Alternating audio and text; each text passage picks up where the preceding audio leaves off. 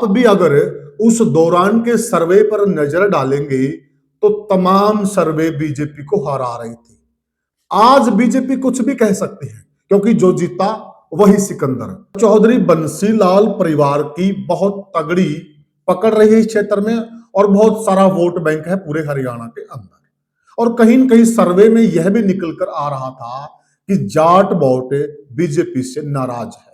बंसीलाल परिवार अब भिवानी जो उनका गढ़ रहा है, भिवानी महेंद्रगढ़ ये वाला एरिया, इस एरिया में बीजेपी ने कांटा मार दिया है कि अब दोनों परिवारों को बीजेपी की किसी प्रकार की जरूरत नहीं है और दोनों परिवारों को ठेंगा दिखा दिया गया है। अब मर्जी परिवारों की वो क्या करें, क्योंकि कुछ लोग यह भी कहते हैं कि बीजेपी यूज एंड थ्रो की पॉलिसी पर काम करती है। नमस्कार साथियों, मैं हूं आपका होस्ट कुलदीप सिंह पुनिया और मैं लेके चलता हूं आपको राजनीति की दुनिया। साथियों, राजनीति की दुनिया की बात करें, अक्सर आपने ऐसा सुना होगा कि बीजेपी तो समंदर है, यहां पर बड़े बड़े नेता गायब हो जाते हैं। ऐसा क्यों कहा जाता है? आज वह चीज हम आपके सामने लेकर आएंगे और आप भी मानेंगे कि वाकई में बीजेपी समंदर है। और लोग सही कहते हैं। साथियों, बीजेपी ने वक्ताओं की एक लिस्ट जारी की है और उस लिस्ट के अंदर बीजेपी ने बहुत बड़े बड़े परिवारों को दरकिनार कर दिया है। कितने बड़े परिवारों को, आप वीडियो के अंत तक बने रहिएगा। बहुत बड़े बड़े परिवारों को दरकिनार कर दिया है और ऐसे नेताओं के नाम उस लिस्ट में डाल दिए गए हैं। अगर आप तुलना करने लग जाएं उन नेताओं से, उन नेताओं की, तो आपको अपने आप समझ में आ जाएगा कि कैसे बीजेपी समंदर है। यहां पर पता नहीं किसकी तूती बोल जाए और किसको ठेंगा दिखा दिया जाए। कमाल की पार्टी है। अब पूरी चर्चा में बने रहिए। अब शुरुआत करते हैं चौधरी बंसीलाल परिवार से। चौधरी बंसीलाल परिवार हरियाणा की राजनीति में बहुत बड़ा परिवार है, बहुत रसूख वाला परिवार है और बहुत बड़ा नाम है हरियाणा की राजनीति में इस परिवार का। चौधरी बंसीलाल की अगर हम बात करें तो वह हरियाणा के बहुत लंबे समय तक मुख्यमंत्री रहे।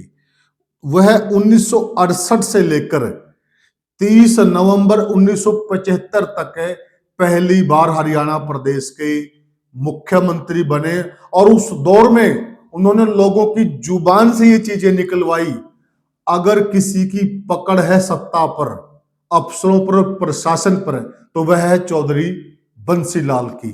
ऐसा उनका रुतबा था और सरकार और प्रशासन को अपनी मुट्ठी में रखते थे। बहुत मजबूत नेता रहे चौधरी बंसीलाल। 1985 से लेके 19 जून 1987 तक रहा और इस कार्यकाल के अंदर भी चौधरी बंसीलाल ने अपने नाम का लोहा मनवाया और उसके बाद 11 मई 1996 से 23 जुलाई 1999 तक तीसरी बार फिर वह प्रदेश के मुख्यमंत्री रहे। और वह दौर आपको भली भांति याद होगा, शराबबंदी के नारे पर यह सरकार आई थी और एकाएक बीजेपी ने इनसे समर्थन वापस ले लिया और सरकार गिर गई और उसके बाद ओम प्रकाश चौटाला की सरकार बनी। वह सारे विषय आपको मालूम है, अगले वीडियो में उन पे हम चर्चा करेंगे। कुल मिलाकर चौधरी बंसीलाल 4 बार प्रदेश के मुख्यमंत्री रहे और चौधरी बंसीलाल के नाम अनेकों रिकॉर्ड मौजूद हैं। चौधरी बंसीलाल के बाद उनके सुपुत्र चौधरी सुरेंद्र सिंह ने राजनीतिक विरासत को संभाला और उन्होंने भी अपने पिताजी का नाम आगे बढ़ाया और वह भी प्रदेश के मंत्री भी रहे और अनेकों रिकॉर्ड उनके नाम हैं। चौधरी साहब अचानक दुर्घटना का शिकार हो गए और चल बसे। उनके बाद उनकी पत्नी किरण चौधरी जो दिल्ली की राजनीति करती थी, उन्होंने हरियाणा में बागडोर संभाली और उसके बाद उन्होंने भी अपने पति के नक्शे कदम पर चलते हुए 2006 उपचुनाव में तोशाम से जीतकर हरियाणा की विधानसभा में कदम रखा और वह सीएलपी लीडर भी रही और उनके नाम भी अगर आप देखोगे तो रिकॉर्ड पर रिकॉर्ड कायम रहे हैं। उसके बाद उनकी सुपुत्री सुरती चौधरी 2009 में कांग्रेस की सीट पर जीतकर लोकसभा में पहुंची और यह सीट थी भिवानी महेंद्रगढ़ लोकसभा सीट और यह जो क्षेत्र है यह चौधरी बंसीलाल का क्षेत्र माना जाता है और 2014 और 2019 में इस सीट पर परिवार के चिर प्रतिद्वंदी जिन्होंने चौधरी बंसीलाल को भी हरा दिया था चौधरी धर्मवीर सिंह से मोदी लहर में सुरती चौधरी हार गई और उसके बाद चौधरी बंसीलाल का परिवार है। एक समय यह लगा कि भिवानी महेंद्रगढ़ और इस क्षेत्र के अंदर चौधरी बंसीलाल की परिवार की पकड़ ढीली हो रही है, परंतु जैसे ही चौधरी भूपेंद्र सिंह हुड्डा ने किरण चौधरी को कांग्रेस के अंदर हाशिए पर धकेल दिया और कहते हैं कि कई बार इस तरह की चीज किस्मत का अलग दरवाजा खोलती है, एक नई राह हमें पकड़ाती है और ठीक ऐसा ही हुआ। किरण चौधरी जो कांग्रेस पार्टी के अंदर हाशिए पर जा चुकी थी उन्होंने बीजेपी का दामन थाम लिया और देखिए यहां से समय का पहिया घूमता है। ठीक विधानसभा से पहले किरण चौधरी बीजेपी में आती है और बीजेपी भी किरण चौधरी को हाथों हाथ लेती है। क्यों? क्योंकि आप भी अगर उस दौरान के सर्वे पर नजर डालेंगे तो तमाम सर्वे बीजेपी को हरा रहे थे। आज बीजेपी कुछ भी कह सकती है क्योंकि जो जीता वही सिकंदर। बीजेपी का खुद का जो इंटरनल सर्वे था उसमें भी बीजेपी पार्टी हार रही थी, परंतु आज के अगर हम सिनेरियो को देखें, आज हाल फिलहाल के हम जितना भी राजनीतिक घटनाक्रम उस पर नजर डालें तो हमें यह भी लगेगा कि बीजेपी बहुत मजबूत पार्टी है क्योंकि तीसरी बार प्रदेश में जीतती है। यह भी सच्चाई है, परंतु वह भी सच्चाई है कि उस दौरान जितने भी सर्वे आए उन सर्वे में बीजेपी पार्टी हार रही थी। तो बीजेपी ने भी अपना गणित बैठाया और उनको भी लगा कि किरण चौधरी बंसीलाल की विरासत को संभालती है और चौधरी बंसीलाल परिवार की बहुत तगड़ी पकड़ रही है इस क्षेत्र में और बहुत सारा वोट बैंक है पूरे हरियाणा के अंदर। और कहीं न कहीं सर्वे में यह भी निकल कर आ रहा था कि जाट वोट बीजेपी से नाराज है, तो वहां पर एक जाट नेता के तौर पर भी किरण चौधरी की बीजेपी में एंट्री बीजेपी को शूट करती थी, इसीलिए उन्होंने किरण चौधरी को हाथों हाथ लिया और बहुत बड़ा स्वागत हुआ और किरण चौधरी को फिर राज्यसभा में भेज दिया। उसके बाद देखिए विधानसभा के अंदर सुरती चौधरी को उतारा जाता है और सुरती चौधरी जीत कर आती हैं और उनको कैबिनेट मिनिस्टर बनाया जाता है। यह भी देखें तो यहां पर भी बीजेपी ने बहुत बड़ा काम किया है, मां को राज्यसभा और बेटी को विधानसभा और फिर उसके बाद मंत्री, और मंत्री भी कैबिनेट रैंक का मंत्री। तो कहें तो बीजेपी ने कोई कसर नहीं छोड़ी। लेकिन फिर अब यहां देखिए आप, अब बीजेपी वक्ताओं की लिस्ट जारी करती है और उस लिस्ट में इस परिवार का नाम नहीं है। अगर हम वक्ताओं की लिस्ट की बात करें तो साथियों, वक्ताओं की लिस्ट की बात में आप यह देखिए कि जो लोहारू क्षेत्र है वहां पर चौधरी धर्मवीर सिंह को मुख्य वक्ता बना गया है, जेपी दलाल को मुख्य वक्ता बना गया है और संदीप शोरान को बनाया गया है। अब अगला हल्का है भिवानी में घनश्याम सराफ को बनाया गया है, नंदराम धानिया को बनाया गया है और ठाकुर विक्रम सिंह को बनाया गया है। यहां पर भी बंसीलाल परिवार का नाम नहीं है। अब अगले हल्के की बात करें, अगले हल्का है तोशाम जो गढ़ रहा है चौधरी बंसीलाल का। यहां पर किस किस को वक्ता बनाया गया? चौधरी धर्मवीर सिंह को, घनश्याम सराफ को और मीना परिवार को। यहां पर भी बंसीलाल परिवार नदारद है। अब बात करें हल्का भवानीखेड़ा की।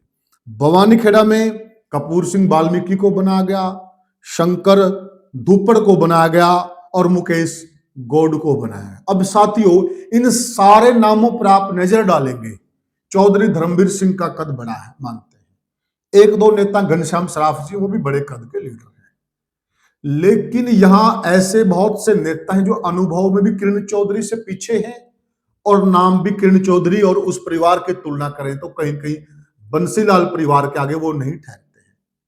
लेकिन बीजेपी पार्टी एक कार्डर बेस पर चलने वाली पार्टी है, वो अलग सोच अख्तियार करती है।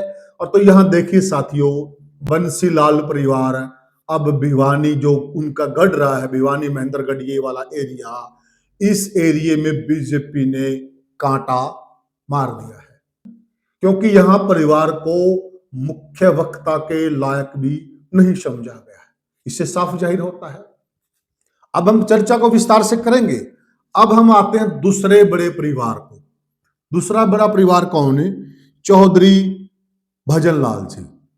चौधरी भजनलाल जी की अगर हम बात करें, चौधरी भजनलाल जी का जो परिवार है वह हरियाणा की राजनीति में बहुत बड़ा नाम रखता है।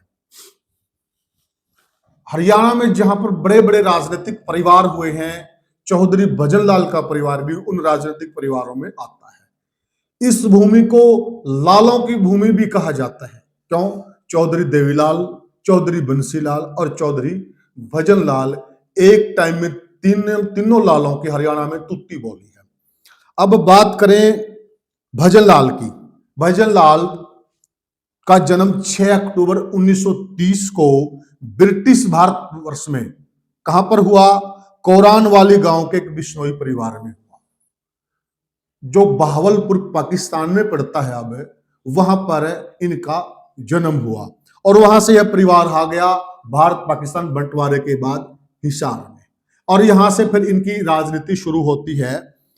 1968 में पहली बार चौधरी भजनलाल हरियाणा विधानसभा में पहुंचे।